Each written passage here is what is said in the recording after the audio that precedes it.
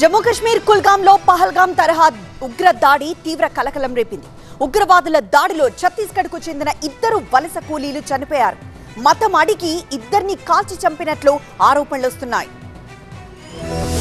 Jammu కశ్మీర్లోని కుల్గాంలో ఉగ్రదాడిపై lieutenant governor Manoj Sinha ఉన్నత స్థాయి సమీక్షించారు. శుక్రవారం రాత్రి ఉగ్రవాదుల దాడిలో ఛత్తీస్గఢ్కు చెందిన 2 వలస కూలీలు చనిపోయారు. ఇటుక బట్టీల్లో పనిచేస్తున్న కార్మికులను ఉగ్రవాదులు మతం అడిగి కాల్చి చంపినట్టు ఆరోపణలు వస్తున్నాయి. ఇటుక బట్టి దగ్గర పలువురు వలస కార్మికులు ఉన్నప్పటికీ చనిపోయిన వాళ్లు ఇద్దరే హిందువులని, అందుకే వారిద్దరిని చంపినట్లుగా గుర్తించారు. మత గుర్తింపు ఆధారంగా ప్రత్యేకంగా లక్ష్యంగా చేసుకుని ఉండవచ్చని దర్యాప్తు వర్గాలు వెల్లడించాయి. ఈ ఘటన పహల్గాం ఉగ్రదాడి తరహాలో జరిగి ఉండవచ్చనే అనుమానాలకు దారితీస్తోంది.